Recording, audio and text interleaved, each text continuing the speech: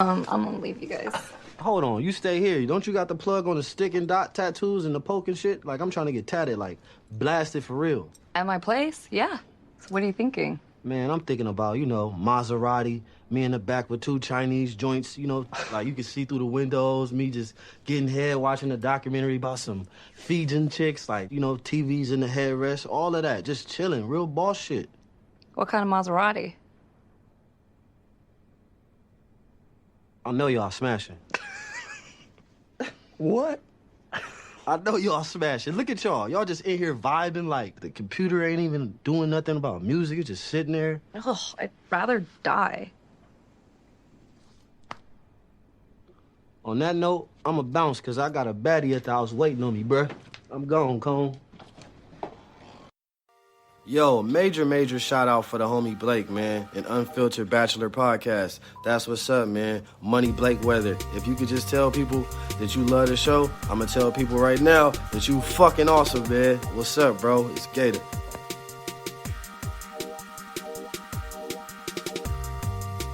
Hey, what is happening, everybody? It is your boy Blake, Money Blake Weather. Welcome to another episode, Unfiltered Bachelor. I am your Unfiltered Bachelor, Blake Money Blake Weather. Just said that. Hi, how you doing?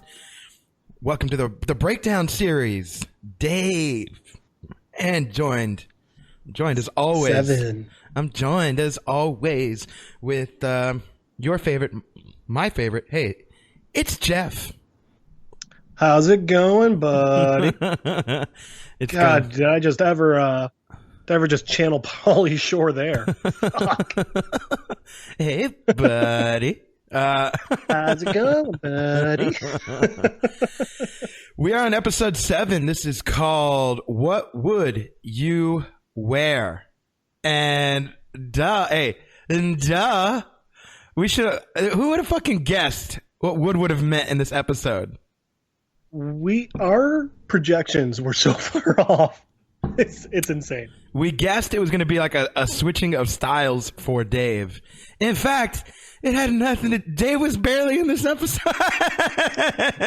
This was the episode I would say Dave is in the least. Not I would say, it is the episode he is in the least. He's in like 2 minutes, and that's it. This episode. So we've been getting. Since we've been breaking down the show, we always have these like sort of moments where we're like, okay, this is so and so's episode. This is so and so's episode. Clearly, this is Emma and Elsa's episode. I'd say more than that. I'd say it's actually just Elsa's. I don't know if I'd even say this is Emma's episode. Facts. I can see that. Like, it's definitely just she's a part of it, but a large part of it. Yeah. She's in a lot of the scenes, but this is primarily you were not following her. She plays the secondary character. Absolutely. This is primarily a day in the point of view from Els, and we start off basically. Hey, guess what? They played the hanky panky. So first off, before we get started, I'm pulling up my IMDb trivia for the episode. Lowest rated episode yet. Yeah, I saw it. It was like 7.8. 7.1. 7.1. God damn. What? I loved this episode. But I think it's because It's because there's like no Dave in it. Right. There's no Dave, and this is kind of like almost if there was a show that just followed Els, this would be like a spin-off show. This would be that. And this episode's very rom-com-y. So much. But like it's the Dave version of rom-com, so it's a lot more calm than rom. Mm-hmm.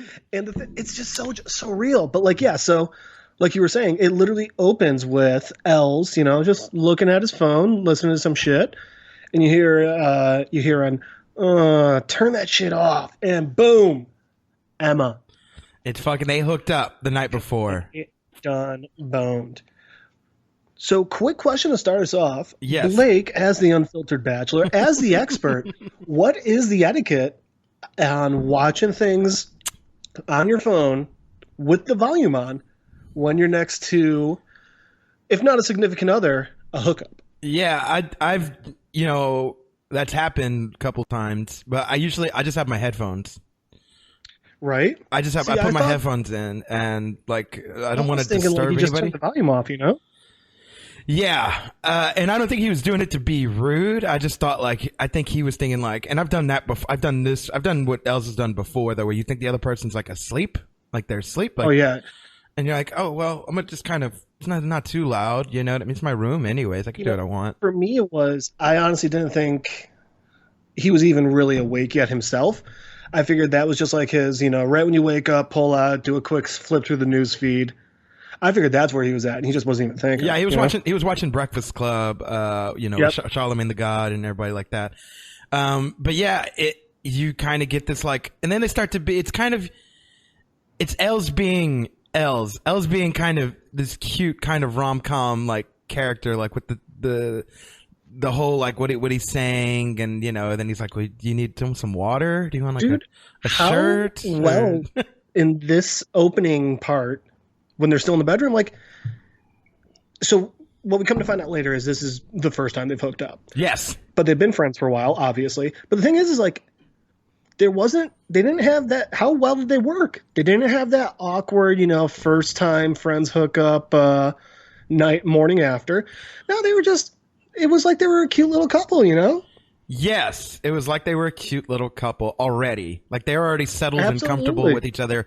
It wasn't really awkward, and it doesn't get really awkward until there's some points here, right? So the one I'll point out, obviously she needs a new shirt. I don't even know what the fuck happened to her shirt. Yeah, they never, by the way, explained that. So to those of you out there, that's what the fuck are they talking about? She gets up, she's getting dressed, and she literally she picks up her shirt and just smells it, and it's just oh God, what happened there? And that's all they say. They don't ever explain it. So maybe she threw up. Maybe, I don't know. Well, and they do point out they were drinking a lot the night before. Tequila was involved. Tequila, the old tequila. Dude, there's a dark stain on it too, right in the middle of the shirt. That's what I'm saying. I don't know what the fuck happened, but it looks fucked. But something happened. Yeah. But so the awkward points that kind of hit is Els offers her a shirt, and it's clearly an Els shirt. It looks like some shit that he'd wear. That is the most Els shirt I've ever seen. I think it might have already been in an episode. Yeah, or been in the series, right? For sure, it looks familiar. Which, by the way, Emma points out, she's like, dude, you wear that shirt all the time. If I wear that, everyone's going to know we hooked up. And you know what? I get that. So when I was in college, friends and I would hook up, and we kind of never had the option to kind of keep it a bit quiet because I lived in a fraternity house. So literally it's all right, we're walking out, we're going to hit at least 7 people that you clearly know. So I get the wanting to, keep it at least a little quiet, especially when you're trying to figure things out. Right. So I don't blame her on that, No. And they don't want to you don't point out, but oh, this is who I hooked up with. You're not ready to just be you want to keep it under wraps. You know what I mean? Nobody needs to know about anything, and especially what if it was just a one night thing, Right. They're in their friend group, they don't want to make anything weird for everybody else to ask questions and shit. They're the least amount of people that know right now, the better, right?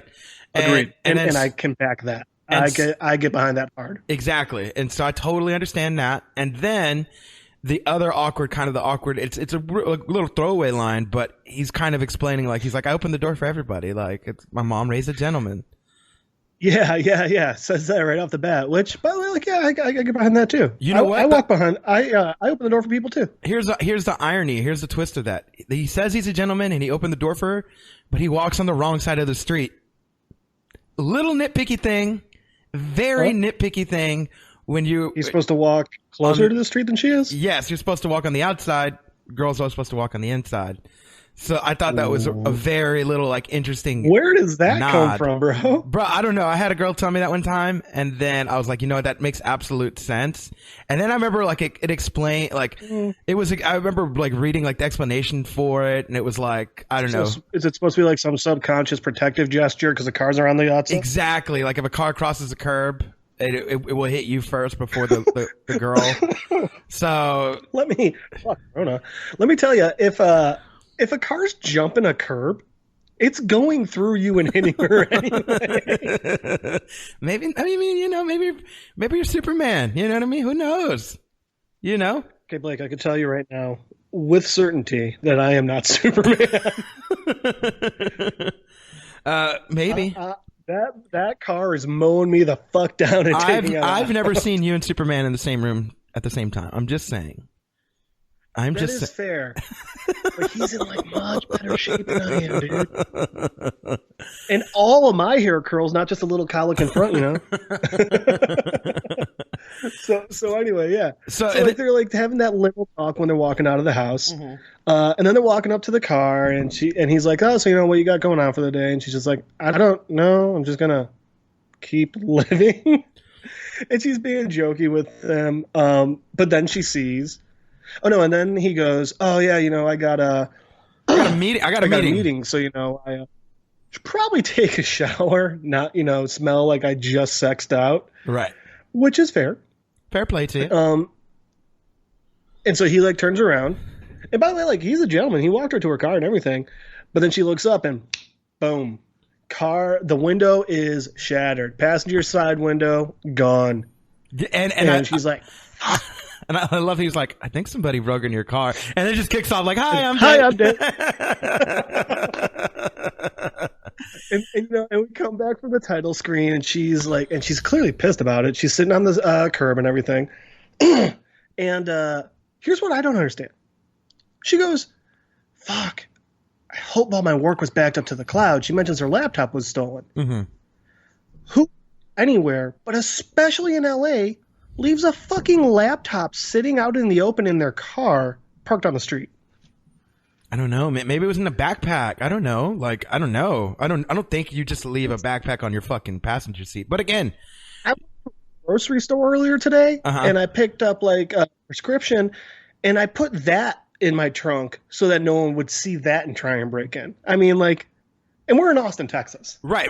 Like, not, Yeah. Well, and also this. I'm going to go back to this.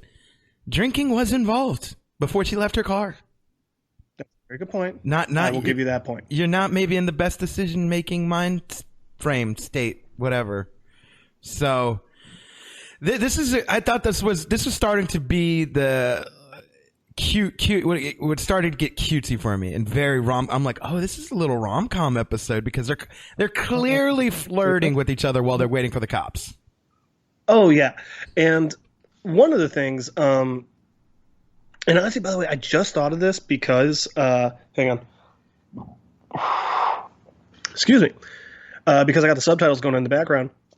L's is ELZ. For some reason I always thought it was ELLS. Oh, yeah, ELZ.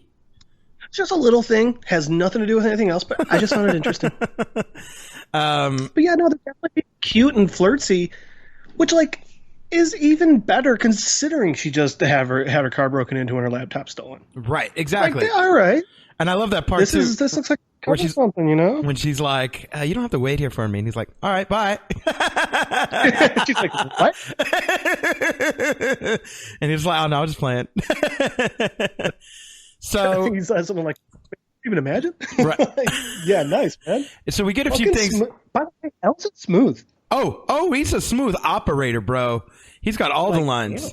So we get a few things out of this. So the one we get is a little bits. But you get a lot of L's, and he's got a lot of frustrations. He's DJing. He clearly talks about being a DJ. He's DJing a silent disco party later. He's frustrated that he can't get beats to Trippie Redd. You know what I mean? Like and then somebody stole his beat. Remember, talk about the whole steal your beat. Remember, you stole a beat. Somebody stole your beat. Sorry. Oh yeah, was that episode 1? Yeah, episode. Yeah, I mean, like, his whole problem starts with Dave texts him SoundCloud rapper, and the guy has put out some piece of shit song. By the way, did you see what the rapper's name was? It's like Toilet Flush or something like that. Kid Toilet. Yeah, Kid Toilet. Yeah, Kid Toilet. Where do you think you're gonna go with a name like that? I promise you, no one's buying tickets just because no one wants to say, "Oh, wait, what concert are you going to tonight?" "Oh yeah, I'm going to Kid Toilet." Apparently, it was big enough to be on Dave's radar. That's the crazy part. You know what I mean? You know what I'll bet? I'll bet it's on Dave's radar because I'll bet you some actual dick did this to his L's in real life, Mm-hmm. and had a stupid name like Kid Toilet. or like smelly dick or some shit. Some shit, like some stupid shit. But yes, we hear upset about it, and he should be. Yeah, we hear Els a lot venting, and he's very frustrated. And I thought this adds great to like the character development that is Els, because we don't see him talk a lot. I think the most that we've seen out of Els is like this kind of little. He's snarky, you know. He's very snarky, and he makes little snarky comments. Say before this, the most we got of Els as a character and a person was that last episode. But that was more of a reaction to the camp friends than it was to Els being Els, you know? Yeah, I was going to even say, too, like, even episode 2, right? Like, we see Els, like, interacting with Dave, you know, in the studio, and then also being his DJ at the kid at John's funeral. Do you mean Charlie? Oh, it's not Charlie, my bad. But so that's like kind of the most that we see of Els and that we know of Els's character. He's just really snarky, and then we start to see from the last episode he starts to kind of believe in Dave a lot more. We kind of got that out of him. He has a little bit more respect, and so that made me so happy in the last episode, man. Yes, and we know obviously. So what we know about Els up until this point is he's grown up with Dave. He's still doing music with Dave, even though Dave's like not his main, you know, kind of source of income or main thing going on. He has a lot of things going on, but right now in this moment, like the straw that breaks the camel back is Dave sending him that message with this fucking trash ass rapper, and he just starts to like vent. He just starts to like get everything off of his chest. And so here's my quick question for you. Yeah. Because at one point he says to Emma, he goes, "Man, do you even know how it feels awful it feels when someone steals your work?" And she just goes, "No, what's it feel like?" And looks back at her car where the laptop was clearly stolen. Do you think Els got that? Because I don't think he caught that. No. She was throwing a little Els line out at Els. You know what I'm saying? Yeah, but he didn't even pick up on it, which that surprised me. Well, he was so in his feels. He's a smart guy. He was so in his feels. Yeah. Like he wasn't even trying to like pick up on sarcasm at that point, right? Like he was clearly upset right. with just like kind of the state of where his world is at up until this point. Absolutely. And so, you know, Emma's like, "Hey, you know, if you want to work with Trippy, why don't you, if you want to give him one of your beats, why don't you give him one of your beats, you know?" Yeah. And it is, I totally understand. Like I've kind of, I mean, doing the music thing that I did for a number of years, it is like, if you're just known as one thing, like if you're a sound engineer, for instance, unless you don't want to overstep bounds because you want your return business, right? Your return business is people coming to record and paying you. I completely understand that. And you don't ever want to be like, also if you have like a more famous person come in and record, you don't want to be like, "Hey man, I also got these beats too," and yada yada. Like you just kind of want to play your part. And I think that's what Els is. And Trippie Redd does look, he already looks a little intimidating. It is the face tattoos, much This like is Els one of points the best out. throwaway line. Which one? He's got like an 8 in his head, on the center of his head, like a calculator. Bro, looks like a calculator or some shit. Oh, it was so great. He's so intimidating. Yeah, and I get it. He totally is, and he's got some clout, he's got some fame, and I totally Right. I feel for Els, but it's also at the same time too, like you've been working with him now. You're not some stranger now. So if ever there's a time, that was the big thing for me. Was like, I get, like, you don't want to be like a star fucker, you know? Like, I know I got a weird, very small, similar situation in this, and that, I told you about my buddy that does the celebrity prayer candles, right? Yeah. I told you how every once in a while I'll go to a convention with him and I'll help him out, running his booth and everything. Mm-hmm. Well, the big thing for me is like, you know, so I'm a nerd, and these conventions are full of the celebrities and people that, you know, I love and I want to meet and talk to and stuff. But I don't ever want to like just be like that star fucker who's just like, "Oh my God, hopefully your fame and celebrity will rub off on me." Like, you know, I do meet these people and I want to tell them how much I enjoy them and, you know, things like that. But I don't want to be that guy who's just like, I mean, how draining do you think that has to be on a famous person? You know? Mm-hmm. And I just never want to be that person. Yeah. So I definitely get that aspect of it too. Yeah, and it's all that. It's all exactly that. And Yeah. I mean, so this scene kind of ends. Emma ends up taking off, and she leaves behind her. Clearly, it's a jewel. It's a jewel. They don't want to name it though. I love how they don't product place. It's just a vape. It's just a vape. And then so we get Els being in the studio. Well, we know he's in the studio, but he's in the kitchen area of the studio. Vape. What's that? With the vape. And so like she leaves it behind, and we know this because Els goes, "Oh hey, you forgot your vape! Hey!" And he's literally standing in the street waving this thing, and it's like, ooh. At that point, I'm like, "Oh, Els, little overeager here, bro." I think he was Dial clearly back just a few notches. I think he was just clearly like trying to stop her before she took off, and whatever. Yeah. So I mean, it could be that, and knowing El's personality as much as we do, it could also just be him joking. So I mean, there is both of those things. Right. Clearly, could be either one of those things. I think he was just trying to be, again, a gentleman. It's Els, he's trying to be a nice guy. His mama raised him right, So we cut to him in the studio in the kitchen area, kind of where like Dicky was at in the first episode. Yeah, he's grabbing the coffee. Literally where the first episode starts. With. Well, I shouldn't say start, but it's yeah. Anyway, we've seen this place before. We know what this is, what and where this is. That's I think the important part. Yes, and so I love that whole like interaction with the. He's like, the person asked him if he wants to be in a music video. He doesn't want to be in a music video. Some random chick there talking about a music video, which, by the way, oh. That sounded kind of lame. The concept, right? The nail aisle and just naked men everywhere, all different shades. And so she asks if he wants to be in it. He doesn't want to be in it. He offers her coffee. And she's like, yeah, but no, I love this whole little interaction because it's hilarious because it's, again, one of those throwaway lines where like, she's like, no, I don't drink milk out of respect for the titties. And he's like, well, this is pea milk, so there's not a titty inside. And then I love she gets another call, and I love she makes fun of him. Goes, oh, hang on a second, pea milk. I love that she calls Els pea milk.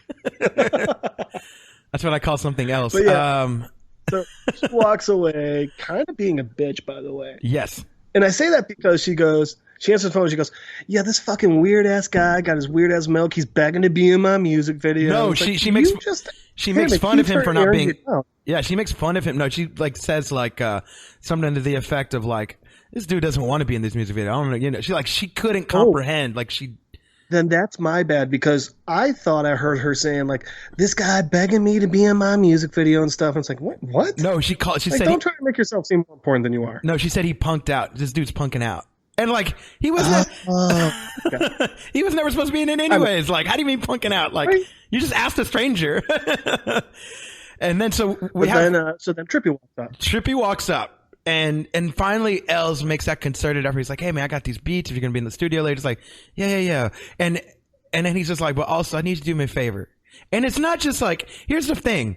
It's not just like, can you give me some gum? Like the first episode where the favor is like, go grab some snacks for us. Right, grab some snacks. Oh, hey, can I borrow your phone? It's like something relatively easy. Can you? Can you grab me a cup of coffee? Can you do something? Yeah. Can you do me like some small solid? I'd appreciate it. It's, can you watch my nephew? And can you take him shopping? Yes. Sauron. Sauron. His name is Sauron. The villain from Lord of the Rings. Sauron. Oh, dude, it was so funny. The first thing that I really, really took from this whole thing though, dude fucking loves his nephew. He loves that man. Oh, bro. And the response I love too, he's like, can you take him shopping? Els is like, bro, I'm broke. And he's like, no, don't worry. I got money. And when he asks the nephew how much money he wants, and the nephew he doesn't even say a number. He just makes his fingers like a size. He does a little Dicky sign. He does a little Dicky sign with his fingers.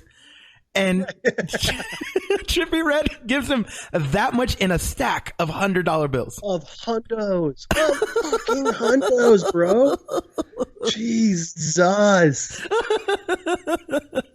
And yeah, and I love it.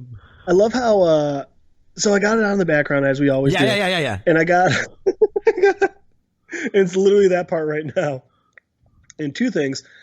I love how Els not only says I'm broke, he goes, I'm a normal guy. I work here. I have no money. Yes. But also then he goes, because, Trippy's peeling a stack off of the bigger stack to give this kid. And Els just goes, that's a lot of money to be handing a child. And Trippy goes to Sauron and he goes, now what do we do? And he's like, we share. And he hands Els at least $1,000. At least $1,000 he handed him. At least that. Oh, that's 1,000. I'd say probably 5. 5? You think he gave him 5? I think he gave him maybe 2 tops. No, because here's the thing. He gives him at least half the stack, right?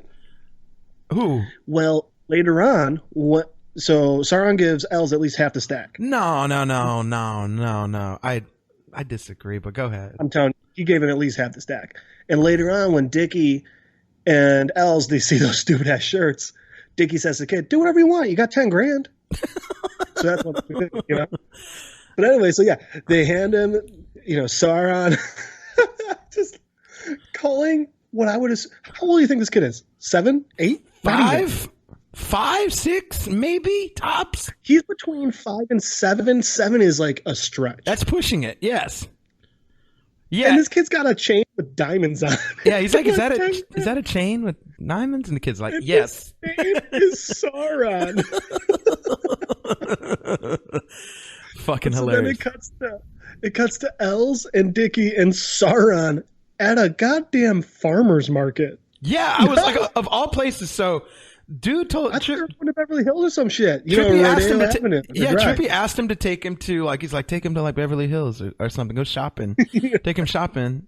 And so they end up at a fucking farmer's market of all fucking places. And you know what? It ends up being one of the best decisions ever. I want to play a little bit of that clip real quick. And I'm going to play it, and I'm going to get me a drink in the meantime. Listen to this clip, folks. We'll be right back. Wooden shirts? Yep. All these shirts are 100% wood.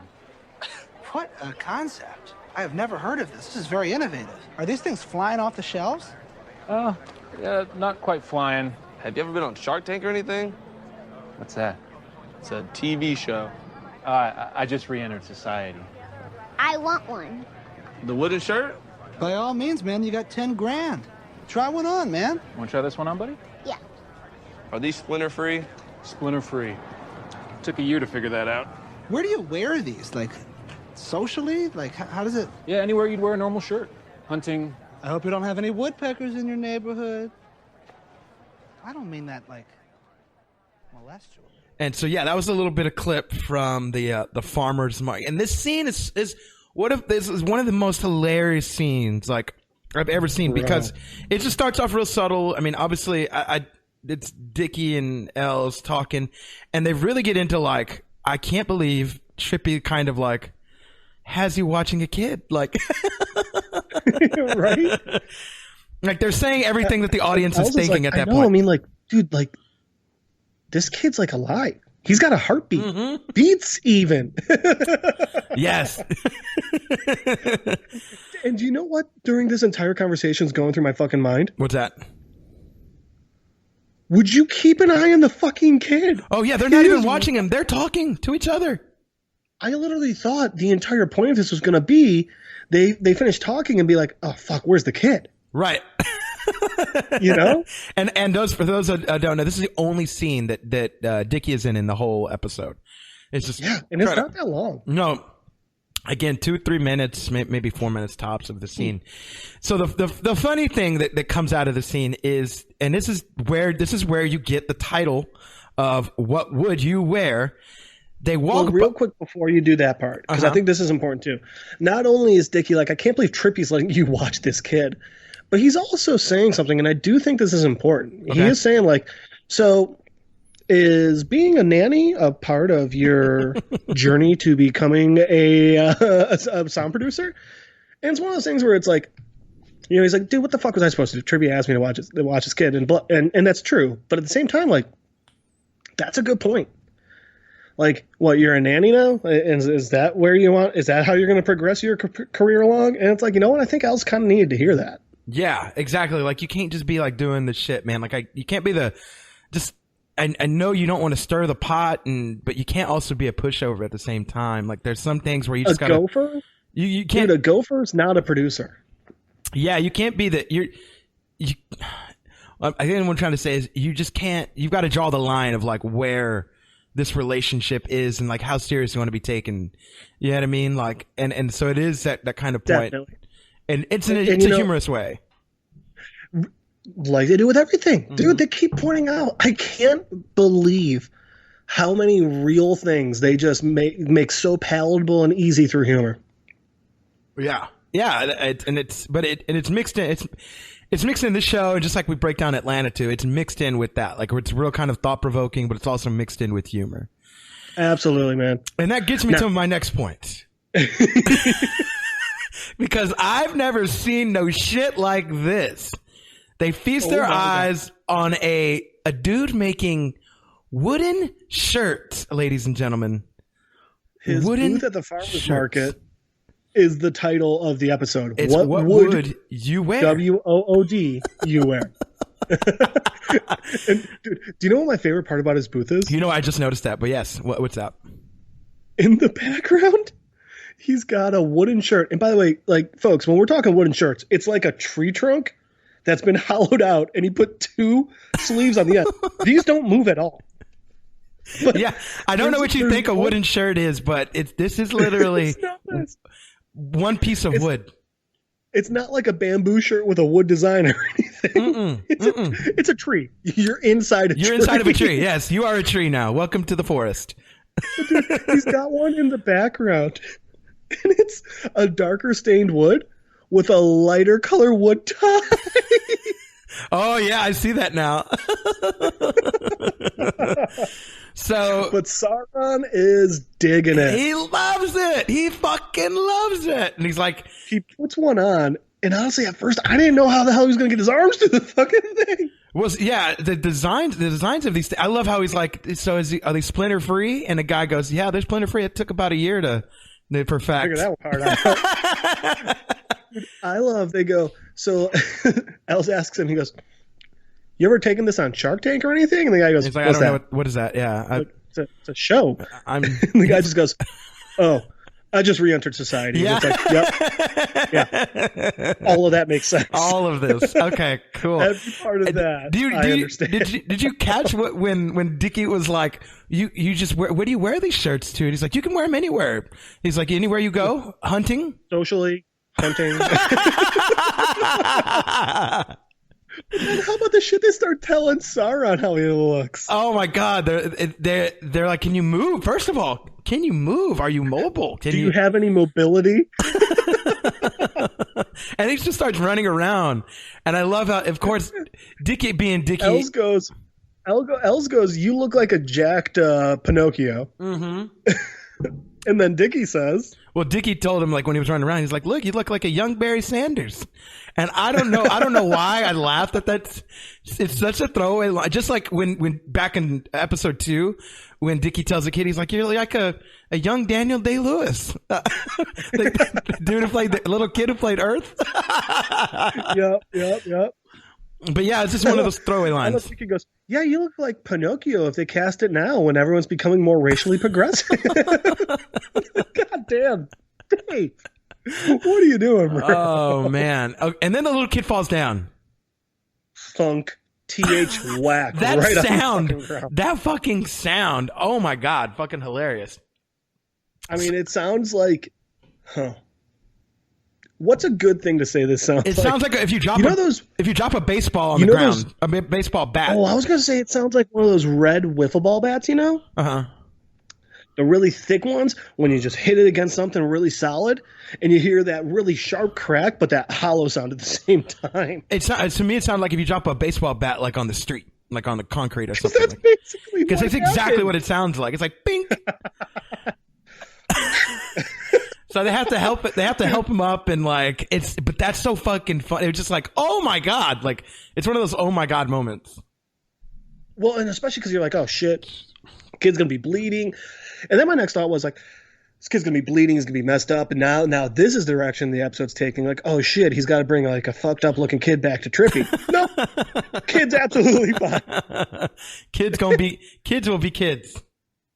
Yeah, because then he turns to the dude, the vendor, and he just goes, "You got any socks?" Yes. The little kid, dude. First of all, that actor who played little kid's fucking great. I hope I see this kid in everything. This kid is so fucking talented. My favorite actor in this episode. Mm-hmm. Low-key, you always have those wild cards. It's him in this episode. Oh, yeah. We come back. We come back. We're in the studio. We're Els. Emma comes in. He hands her the jewel. So obviously they've been texting, talking throughout the day. Well, and she comes in, and immediately they're cute as shit again. It goes back to being. I was just gonna say that it goes back to being flirty again. Like it goes back to that rom-com aspect of that kind of shadows a lot of this episode. Like at the heart of this episode, it's a love story. And, you know, it's a story of new lovers. You know. Well, you know what I really took from this scene, and what I thought was important is, all right, they're still being like cute and shit and flirty and all that, but they're doing it outside of Elle's place now. So it's not just like we can only do this, you know, for like behind closed doors, you know. You in public like now. they're in a public place. Yeah. I was like, oh, okay, that's a thing. And then Gator walks in being Gator. Gator walks in being Gator.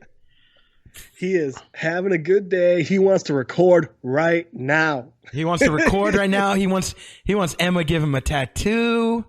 Boy, my boy is. By the way, evidently Emma gives tattoos. Didn't know that, but now we know that. So hey, in case you need a tattoo, Jeff, I know somebody. Blake. Huh.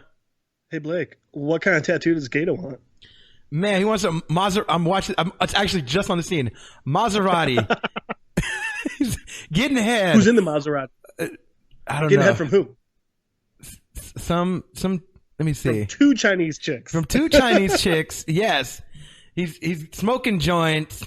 He's like it's all these things, dude. Like all these things, and it's just like what? And then Emma just goes, "What kind of Maserati?" like it's just like, yeah, okay, that sounds good, huh? Yeah. What specific kind of Maserati do you want? What do you have in mind? Yeah, what do you have in mind?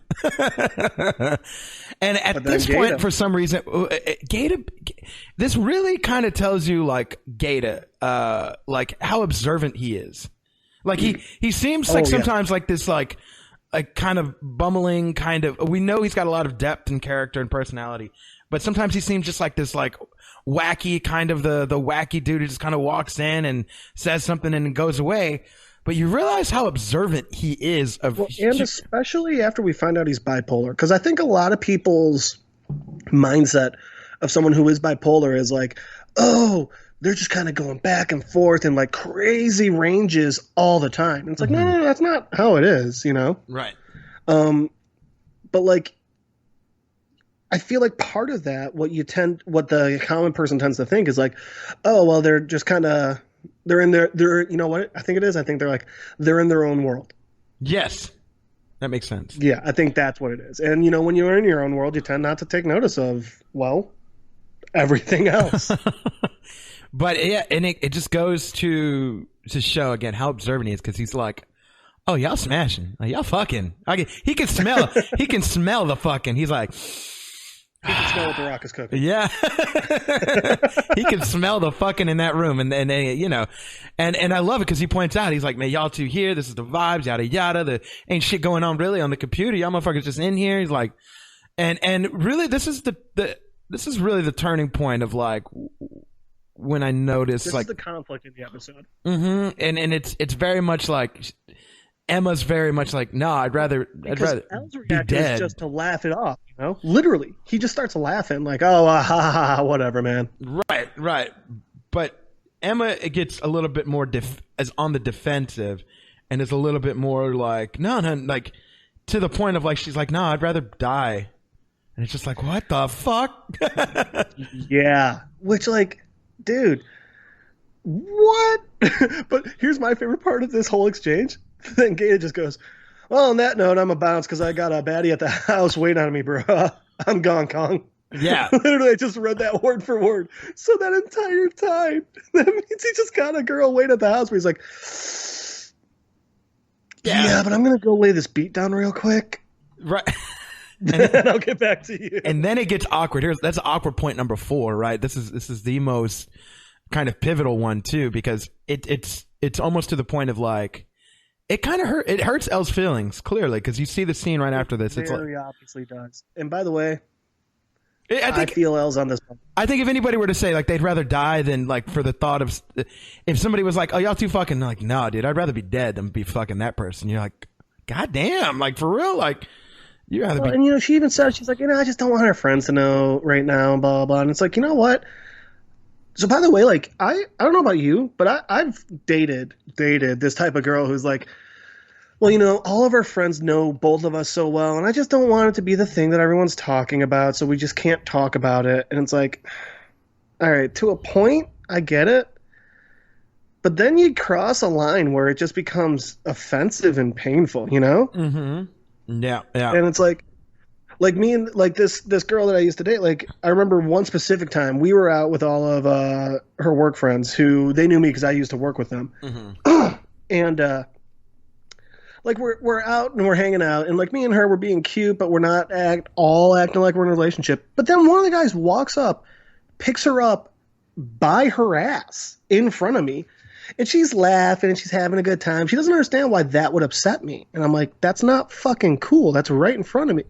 And we're talking about this later. I'm like, it was right in front of me. She's like, yeah, but I don't want everyone to know right now. I was like, okay, you can still tell the dude to stop, to put you down. Like, you see me sitting there clearly pissed off. Like, this may hurt my feelings. I don't think what I'm doing is out of bounds. I don't think what I'm doing is inappropriate.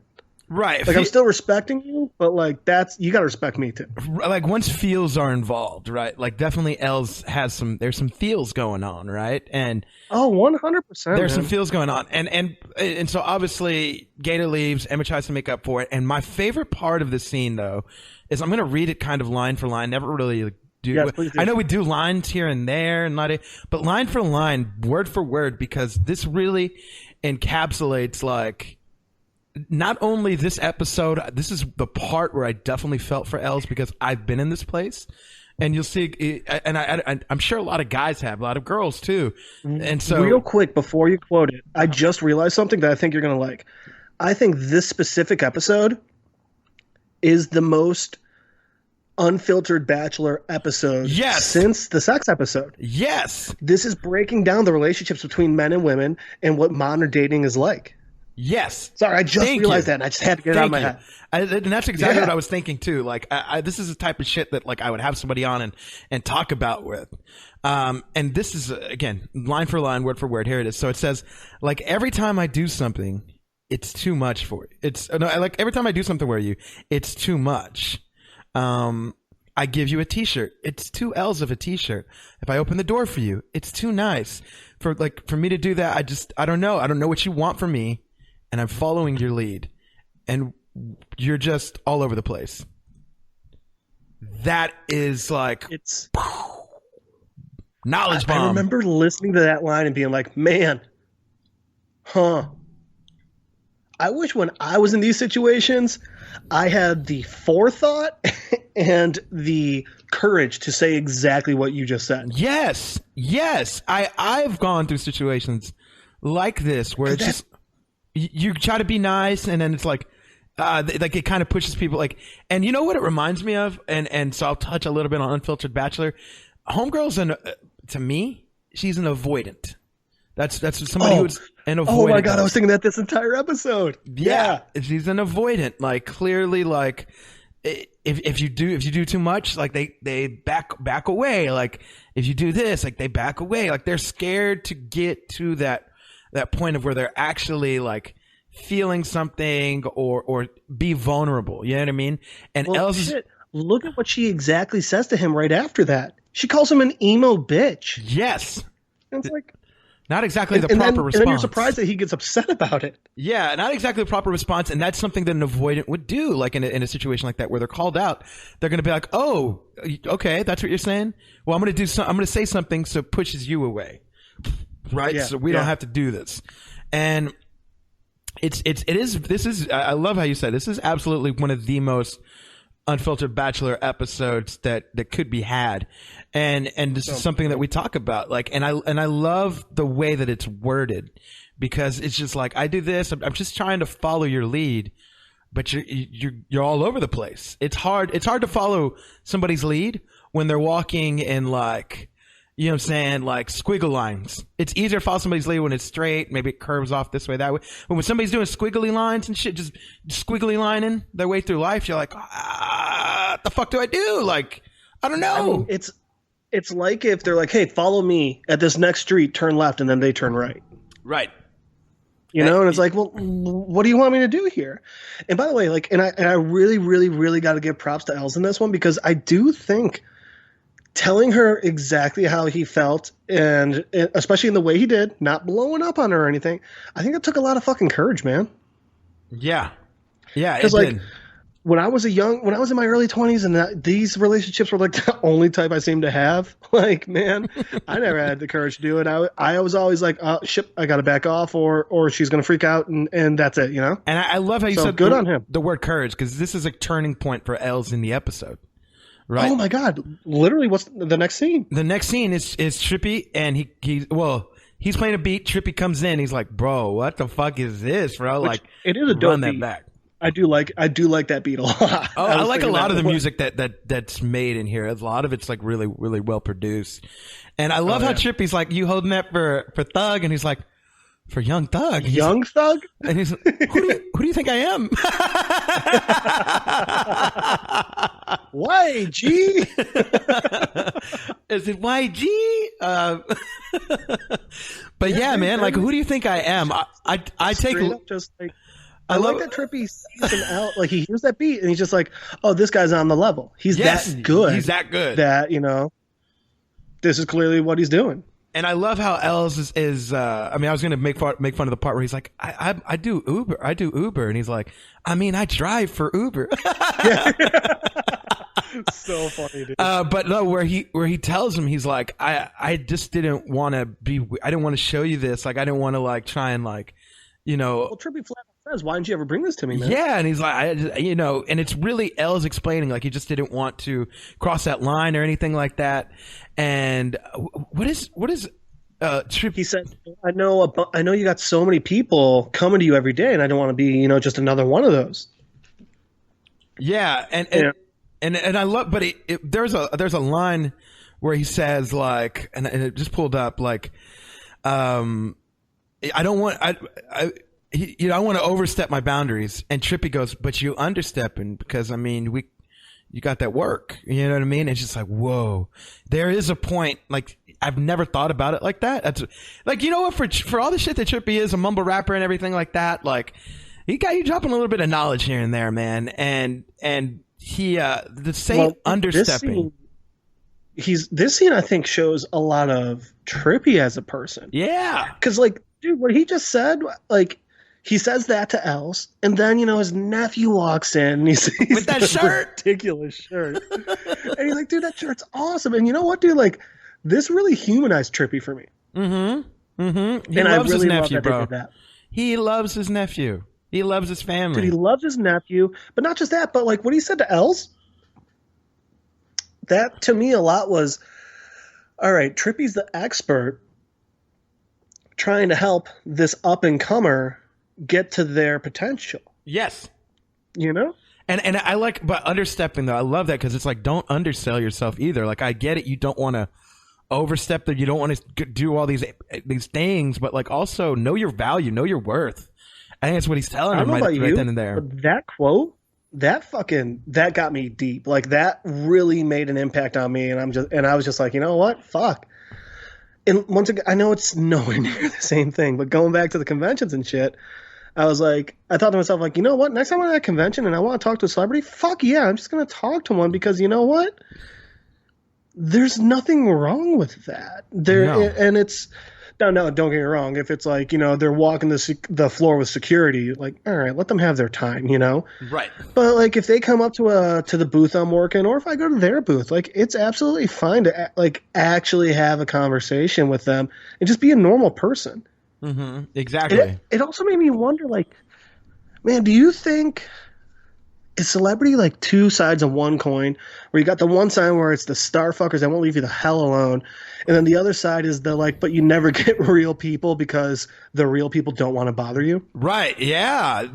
I'm sure you miss out on a lot of opportunities from like nice people who, again, they don't want to. They understepping because they don't want to overstep. You know what I mean? And absolutely, you miss out. I'm sure a lot of celebrities and shit like that like miss out on legit good, honest fans who just want to say hi and be like, "Hey, man, you really, your music touched me this way." That's why, you know what? Funny on that note, I never missed the opportunity to do that with artists. I've seen Hoodie man, Allen when we saw Gianni and Kyle. Yeah, exactly. Like, but I mean, just going back to, I saw Hoodie Allen. I didn't have VIP. I made my way to get there. I made my way to talk to Hoodie. Like, it was one of the most incredible stories ever. Gianni and Kyle's, same thing. Like, we stood in line. Like, I told them what was on my mind, and it sounded cheesy. And hell, I gave him cologne too. Anyways, so my little sample, a little Louis Vuitton sample.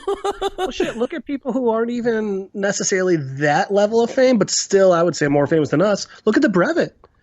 Dude, we took time to meet them and talk to them, and they're the nicest goddamn guys. Yes, exactly that.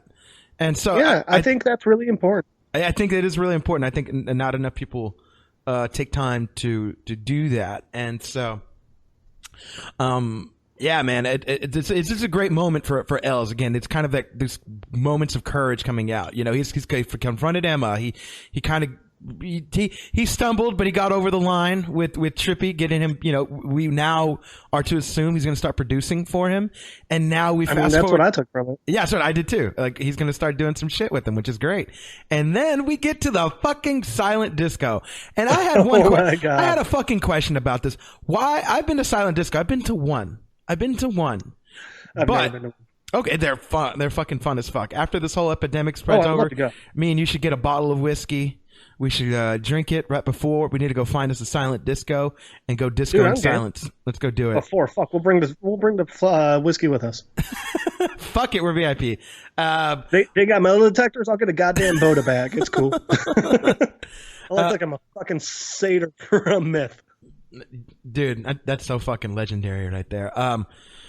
But here's my thing. My question with this was, everybody's lights are blue. If you go to a silent disco, typically, this is just the one I've been to, but I've seen this happen before. They usually have 2, maybe 3 DJs. And what you do is you switch between the DJ? One is a blue, one is a red, one is a green. Usually, those are the ones I've seen. Sometimes they have like orange, red, and there's 3 different colors though. And you change. So maybe the reason why, in this sense, because remember, the first thing we get is this girl walks up and requests a song, and we'll get into that in a second. But she goes, "I'm from I work for the sponsor." So maybe what I'm thinking is maybe it's like a sponsor is having like a work party, and they kind of want all of their employees on the same thing. Maybe. No, who knows? The one I went to was my ex when she was working for Facebook. Well, that blows that out of the water. Yeah. There goes that theory. But it was a Facebook event, and they had, that's what came with the package that Facebook paid for. It was 3 DJs for silent disco. So I was like, again, this me just looking a little too into it, but like, I'm like, everybody's on the same goddamn color. Are they just in this room? Is there a different room that's like the red room? Is there a different room that's like, but that doesn't make no fucking sense. So I was just like, that took me, you know what? That took me out of the moment. How many times do we go down these little fucking rabbit holes? But it took me out of the moment because I was like, no, because like when you see one of those silent disco things, everybody's fucking color is different. And when Dave listens to this, he'll know to watch for things like that in future episodes. Listen, it's not a big deal. You can feel free to call me. I'll be a consultant on Dave season 2 because sure you're working on it. But yeah, I'll be your Gata. Whatever you need, a little rub and tug, whatever. We'll figure it out. But But it took me out of the moment. But Els is clearly, he's the DJ for this party. And the girl requests of all songs, this fucking white girl requesting Party in the USA by Miley Cyrus, which is it's a great song. Actually, I actually love the song. But Els again, he's got that courage in him, and he's just like basically telling like, fuck off, I'm not going to play that. Oh, no. I'm going to tell you the exact quote because I loved it so much. Okay. He goes, I would rather pull out all of my teeth and try to eat a steak, maybe. Now, don't get me wrong. The way he said it to her was like, dude, that's okay. Just, that's a bit much. But I love how she goes, well, you know what? I work for the sponsor. So, like, if you ever want to get another gig. And I love Elle's response to that. Yeah, he's just like. He goes, hardcore Valley Girl voice. Oh, my God. Like, how am I ever going to get another gig? How am I going to pay for it? And I was like, yes, you tell her to fuck off. Yeah, I get it. I think there's a way to do that. But I also think, like, Els is feeling himself. Like he's feeling 100% Els. Like he's coming into his own. He's not afraid to stand up. He's not afraid to do it any which way he wants to do it. You know what I mean? You know what this is? What's that? This is 100% ELZ. Ooh, wait. Whoa, what was... I just thought of that. I'm real proud of it. Really? How strange. I gotta say though, like I hate those people who are like, well, you know, I'm a part of this organization, so you should really listen to me. And if you don't, I'm gonna try and take away your income, because it's also always like, oh right, yeah, what's that? You're the secretary for like the lowest of the managers, right? Like, chill the fuck out. Fuck off. Don't sit here and. Anyway, fuck off. It's a whole thing. You know, and you know, this told me right here in this moment is Els does a lot of things. He's apparently he works for Uber. Apparently he's a sound engineer and producer, and he's also a fucking DJ. Like the man's hustling to make his living. Like that's what I was like. That says is like, damn, how. I would have thought he'd be making more on the other just on DJing and producing. Sound engineering. I figured he would have been making enough, but Uber as well. Shit, he's doing all the things, man. Yeah, he's doing all the things to procure an income, and he, you know, make sure he's got that pea milk. You know what I mean? For his, which for you his know coffee. what, fucking yeah, whatever pea milk. But you know what? Props to fucking Els, because you know it. Tell you what. You could so easily just be like, nope, this isn't working out. Move back to Philly. Not doing this anymore. But no, he's doing it. He's making it work. Money, you know? He's making it work. And so I love this next little bit is obviously Els fucking with the crowd, which is fucking hilarious. Because he goes, LA, let me see that pit. And no one said shit. Which got me for two reasons. Because one, really, the microphone doesn't go to everyone's headphones? Yes, that's what I was just thinking that. No, that's the way it's normally supposed to be set up. It's not set up that way. But two, also because, like, I feel like if I were at a silent disco, so often I would have the most fun just taking off my headphones and listening to the utter silence as everyone dances like a jackass. It happens. And you notice this was I was going to point out about silent disco, bro. It's so funny to see, like, you'll see like some color over here, some color over here. People tapping the person next to them to be like, switch over to this one, and they switch, and it's like a social. I remember this so clearly, and it's like dominoes falling. It looks just like it's a social experiment. Because all the color changes one way. And then somebody taps somebody and you see two lights light up for a different color. And then it turns to 4. And then it turns to 8. And then like it spreads. Like the color spreads. And like because people are telling people to switch to this channel. And the people that don't, like they get peer pressure into it. It's a social experiment. It looks like a social experiment. It's crazy. I would be that asshole. Someone would be like, dude, no, not red. Switch over to green. And I would purposely switch to blue and just stare him in the eyes like an asshole. I did that. See that right here. That's why this is friendship. And then so Els has some fun with the crowd, and then we get our lady, Miss Emma, and Emma, which button? Yeah, go I ahead. know I said it the first episode with her, but this episode we get her a lot. Dude, she is legit gorgeous. She's pretty. She's very. I Yeah. have a new sense of like, hey, she pretty. I'm like, oh, Really? okay. She quite attractive in the eyes of Like, young, I thought she was young cute Blake the Weather. other show I saw her in. This one, like, oh yeah. And I'll be honest, and I know this is probably a dysfunctional thing on my part, but like, ooh, I love that attitude you got. She's snarky, dude. She matches Els' snarkiness, and it's Oh, like a and so- match yeah. made in heaven in that sense. It's the literal give and take, which you want in anything. They are perfectly sarcastic together.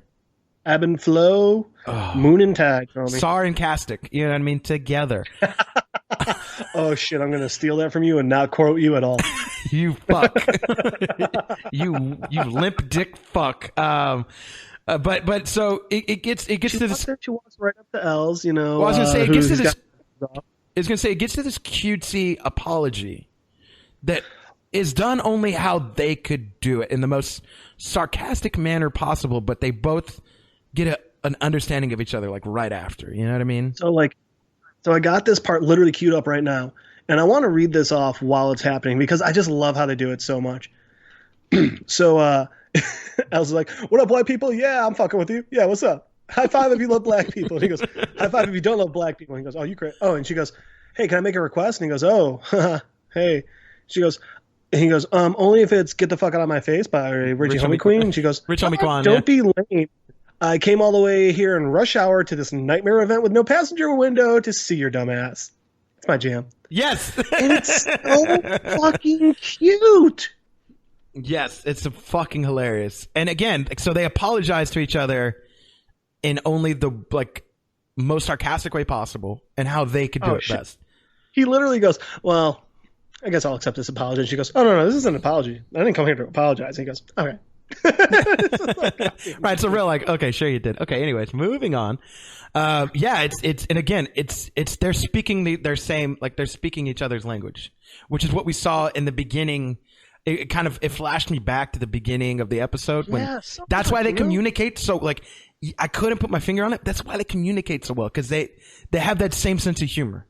You know what I mean? Yeah. Oh, yeah. I mean, it's like it's a language that just they know, you know, and they get it, and I like that. I like that a lot. You don't know that. I You want wonder to know how what many people that are language is watching called? this episode.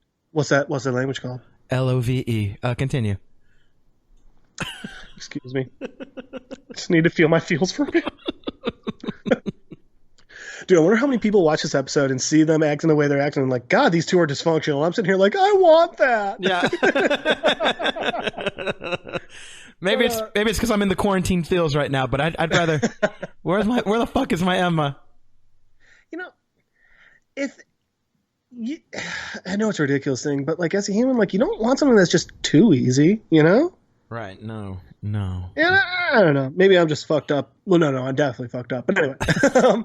So my favorite thing. Oh, go ahead. Well, I like how she explains it so well. And she's like, listen, you know, it's just like, I don't want like our friends like judging us and trying to talk all this. And I just love his response. He just goes, no shit. You think I want Dave giving me relationship advice?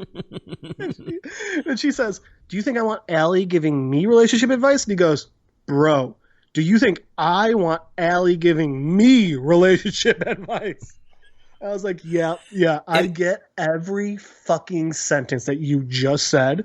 Makes so much sense to me. It is that facet, right, of like that the why that they don't want friends to find out, and I think it's honest for anybody who's in that situation. Oh yeah. The last thing you fucking want is your friends like telling you your fucked up friends and their fucked up relationships, telling you some like advice. You're like, oh my god, shut the fuck up! Like we're just fucking. Like shut up. Well, and I think the important part.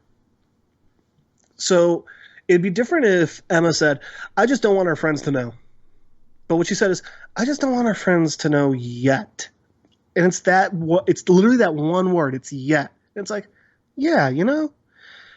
Who wants everyone trying to tell them what to do when you're still just trying to figure out what the fucking relationship is, you know? Well, I love the word "yet," right? Because that is the epitome of I can see a future.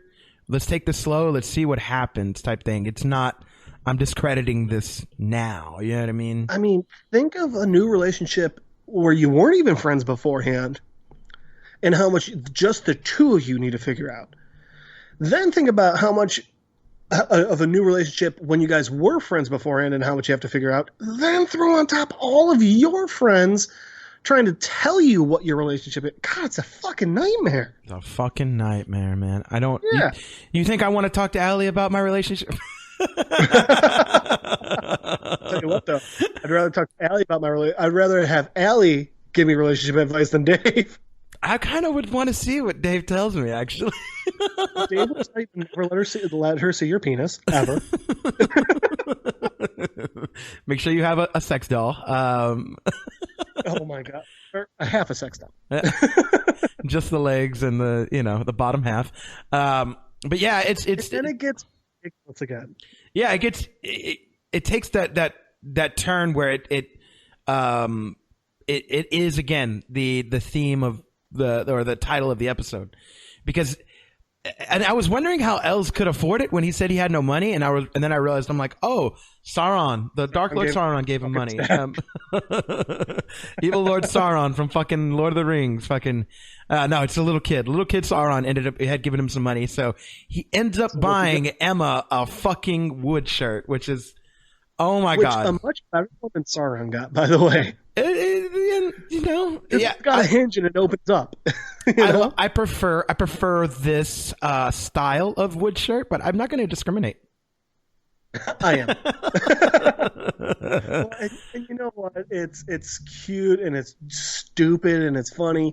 And he uses it as a callback to earlier. And he's like, I mean, you're going to need shirts, and this is clearly not my shirt. I love it. I love it. Right, and it's a double callback too. Right, it's a callback to absolutely. The shirt from the beginning, and then it's a callback to the wood shirts, and there's a payoff for both, and it's fucking cute. It shows that he's been thinking about her. Yes. Pretty much. And by the way, this is all a day. Yes, this is all the same day. This episode's all the same day. And I like that it shows that, he's been thinking about her, and I think that's fucking cute. And I'll keep falling into the cutes right now, but there's a lot of them. But did you also catch the Pretty Woman Easter egg? At least I think it is. Oh, so the shirt opens when he clamps it. When he clamps it. Yeah, and does it clamp? Yeah, I think that's supposed to be like Pretty Woman, Yeah, I could see that. When what's this? Richard Gere shows her the jewelry with the necklace. Yeah. I think it's supposed to be that. Okay. Although, if he had waited till she put her hand in there and then clamped it, I think he would have taken off a goddamn finger. That's a fucking thick ass shirt, man. I wonder how heavy that thing is. Oh my god, it's gonna be so goddamn heavy because it's thick. It's not like, I'd say it's thicker than a pencil. Bro, you're wearing a cabinet. But then it gets cute again. He gives her a set of headphones, and then he and her, they start dancing. Although it's really awkward because she's trying to literally wear a cabinet while she's dancing. She's waddling. It's just, I loved it. I thought it ended so well. Oh, it was the best. Dude, it was, by the way, it was like 2 weeks of a relationship in 24 hours. Yeah, you did all these highs and lows, and it shows how adult they are. Yes, these two, I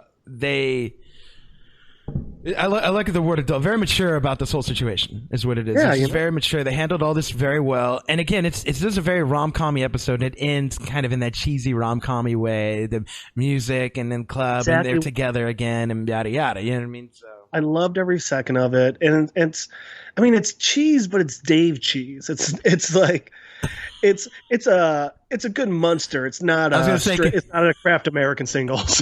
where can I find that at the grocery store next time? It's by the Gouda? It's by the Gouda, huh?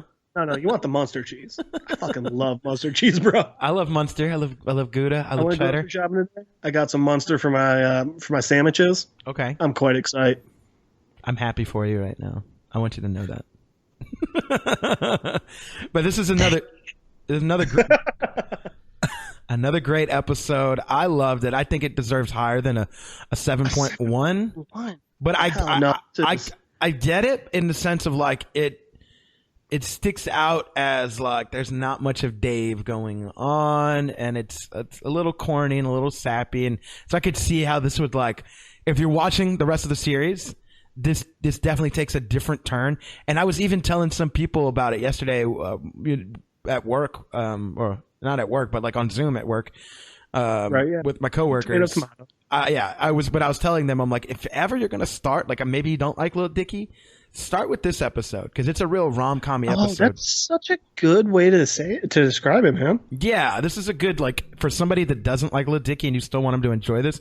This is a good episode to watch, or even if you just want to, especially a girl who doesn't know about Lil Dicky, put this episode on. There's not too much of Dicky, and I mean, if you're not into him, and some people aren't, and that's perfectly fine. Each their own, you know. But this is a very good starter episode, and then you can circle back. Like, 'cause if you watch this out of context, you're not missing much, right? No. Okay, so we got introduced to Trippy, and okay, we got introduced to Gata, and okay, we got introduced to Dicky, but like, you know what? They're in and out so quick. Exactly. It doesn't you don't need to know. You don't need to know them before. Right. And even if you never knew who Emma was, even if this was her introductory episode, it'd still kind of be. You know what? Okay. This could be like, say Dave at someday gets so popular that there's like a spin-off with the other characters. I'd love to see one with Els. This could Els and Emma. be the first episode of like the Els and Emma arc. Yes, yes, exactly that. That's exactly what I was thinking. So, on that note, man, I loved this episode. I love it. Honestly, this might be my top. So we're at 7 episodes. This is definitely in the top half. It might be my top 3. Yeah, I was gonna say it's one of my top. I mean, of course, the I think probably my top 3 episodes is a Gata one. Gata's definitely number 1. Hypospadias, and probably this one. You know what I would say? Gata, last episode, this. Okay. Hypospids. Okay. Yeah. Yeah, and for me, I mean, I give this like a 8.3, 8.4. I was thinking 8.2, 8.3. Yeah. Yeah, let's agree. We'll call it an 8.3. We'll call it an even 8.3. I love it. I love where the show's going. What is Jeff? Do you have IMDb pulled up? What is next week's episode? I know it's already. Oh my god! I know the title for it's already there. We have no idea what's going to happen in next week's episode because the next week's episode, I'm not even going to try and pronounce it. It's spelled Pibe. Partner Indigo Beta Elephant. Pibe. Then, and that's episode 8. Then episode 9 is going to be called Urban and Suburban Vermin. Interesting. And we don't know what episode 10 is yet. Okay, interesting. But I'm excited. I'll tell you what, I got to say this. I think at episode 7, taking Dave out of it as much as they did was such a brilliant just choice. Mm-hmm. I mean, it's showing that this isn't just God. How am I trying to say this? Like, it's not just a show about Dave. It's a show about people. And it's this group of people who have found their way together, and yeah, they found their way together through Dave, but you know, it shows it really. I love how much it expands on them as characters, individuals, as people. I think this was a home run of an episode. I think I see what you mean. It's the series is not just about the one character of Dave. It's about Dave's universe and the things that go on. With that's exactly what in that universe. It's just Dave's. The show might as well be called Dave's Universe because he's not always the main focus in every single episode. And this episode did point that out. And so here's a kicker. I want to throw something out there. We've gotten a Dave episode. We've gotten a Gata episode. We've gotten an Els episode. We still have not gotten an Ali Molly episode. That's what I was thinking. Yeah. Oh, I want it. So that brings me to my next point. Did you catch the color of Dave's shirt in this episode? Yes, aqua. Yep, it was that blue color. Okay, so I want to read something to you that Did you catch the flowers on the shirt? Yeah, they were peach. He had peach shorts on too. I mean, I'd say more pink shorts, but agreed. Peach shorts. The dominating color was blue. I think your theory is right. And I think we're right on the fact that This is about him moving more towards Dicky and leaving Dave behind. And I want to read something to you real quick. These are my notes from the past few episodes. So check this out. These are just color notes. Mm-hmm. Which, by the way, for the listener, if you don't know, Blake literally went episode by episode and counted how many times he saw Peach on Dave. So episode 1, first scene we see him. He's in Peach. Studio scene. He's in Peach. Dave. He's worn white sweatshirt, Peach shorts. He's in a black shirt during the golf game. That's the only time he's a little bit different. And then Dave wears a gray shirt while applying makeup. And then Dave is in Peach the rest of the episode. That's episode 1. Was he wearing Peach when he did that freestyled YG? Yes. Okay, thank you. So episode 2, when they're in the store, Dave is in Aqua. Then when Dave is at the school thing for Allie, Dave is in red. When he's in the studio with Els, he's in a green shirt with a navy jacket. When he's eating with Gata, he's in a white shirt and navy jacket. When he's rapping in front of Molly and Allie, the John. John's gone. He's wearing a peach jacket with a gray shirt. And then when his performance suit, it's like tan and red. In episode 3, Dave wears blue in the first 3 scenes.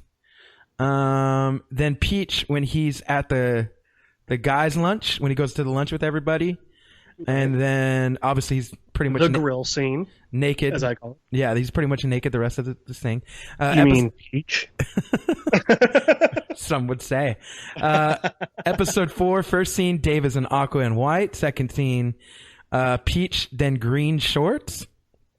And then the third scene, art show, Dave is in purple. Let's see, Dave which has a bit of aqua in it. Yeah. And then Dave wakes up scene. He's wearing black. Dave in the studio with Els and Gata. Dave's in Peach. The TV scene where he's watching TVs in a purple jacket, black shirt, Peach pants. Mike approaches Dicky to go viral.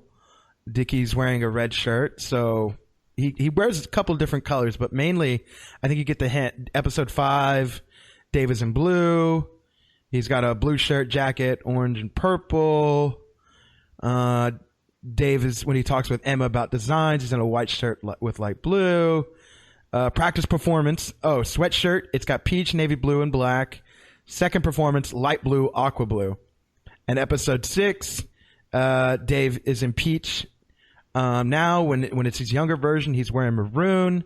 When he's in the club, it's white with red flowers. And show and prep, white and touches of orange. So I think we kind of get the hint. Like aqua and peach are the colors to look out for, and he was wearing them in this episode. So here's the thing. Going back to my grade school art class days, as we know, so red, yellow, and orange are considered the hot colors, whereas green, blue, and purple are considered the cool colors. I would argue peach is more of like a neutral color. Yes. So is it maybe the peach is supposed to be him when he's just kind of like unaware or maybe like unsure of himself? The red and the hot colors are like when he's kind of getting up and getting energy flowing. Because like think about the last episode when he's wearing that white and orange. I mean, it's when he kills his younger self and then takes the stage. Yes. But then I would say the cool colors. I think of as more relaxed and more sure. Like I feel like you're more sure of yourself when you're like wearing those like cool down tones. That's when Dave's in his own world. Like for sure, at least we can agree on that. Dave and is most comfortable is wearing aqua or peach. Dude, I think you really, really, I don't want to say stumbled on because you put a lot of thought into this, but like stumbled onto a really big part of the show. I think you found a part that's like, I'm sure Dave put a lot. Like I feel like Dave had to have put so much. Creators put a lot of thought into it, and if I claim to be a fan, and if we're gonna do more than just talk about lines from the show, like what we're gonna do is point out some things that like we notice as fans. And for me, I know colors on especially TV shows, movies, and stuff. Those are usually picked on purpose for character reasons to define something about them, or define these certain moments. They wear the specific color when they're doing it. You know what I mean? So, well, and a lot of times you see it through different colored lenses. Like, you use the blue lens to kind of like, this is a dramatic scene. You use that like weird old timey like that grainy like filter. burnt sienna, to like it's a flashback. The lens is always the same. So I think you're right. I think that they're using the costume design to denote those emotions and those feelings. And I think that, dude, it's I know we say this every week. We said this about Atlanta. How do they cram so much into 23 minutes? Right. 22 minutes. Sorry, 22. Like, dude, there is a week's worth of relationship in this one episode. It's great. There's a year's worth of growth in one character in this episode. And you learn so much, and it's they make every second. I think what we're saying is they make every second fucking count, man. Oh, 100%. But I also just thought this. I wonder if they're also pointing out that Els is clearly taking steps to change his life, both personally and professionally here. Okay. I wonder if they're also trying to point out, like, when you decide to take control and start taking steps towards the life you want, it can change that quickly. Mm-hmm.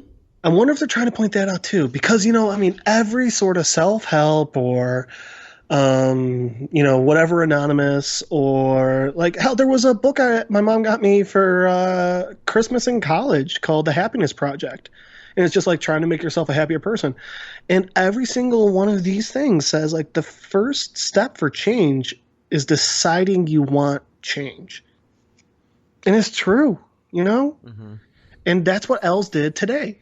Well, and today being this episode, this episode's day, Yeah. Yeah, he made it count. And I think that's they're showing us these things for a reason, right? This character, like, something's going to happen in like episode 9, 10, I think, where like, how do we only have 3 episodes left in the season? I need more. Bro, I need a longer season, Blake. God damn it. I was gonna say, I think that they're why are they still developing characters? Because it's TV show and exposition? I think not, man. I think we're gonna need to know these things about these characters. Some shit may pop. The more and closer we get to this, and it could just be I want you to be right, but that Allie Molly moment might happen. So here's what I was wondering in reference to the Allie Molly and obviously this episode. Is Els and Emma are becoming a thing. I think that's clear. Yes. Is the Allie Molly moment going to happen? Mm-hmm. And is it going to be either A, Els sides with Emma and Allie Molly and now fucks his relationship up with Dave? Or is it going to be Els B sides with Dave and fucks his relationship up with Emma? So that's what I'm saying. I think we needed to see this episode and this relationship with them to make that decision. If that's what it is, it's going to be some sort of decision like that to make it that much more impactful. Bro, I feel like we're watching like an old school bomb and we're just watching that fuse slowly burn down, man. We're waiting for that ticker to come down, man. I'll tell you what. Also, by the way, like, I mean, I love Dicky. I think he's amazing.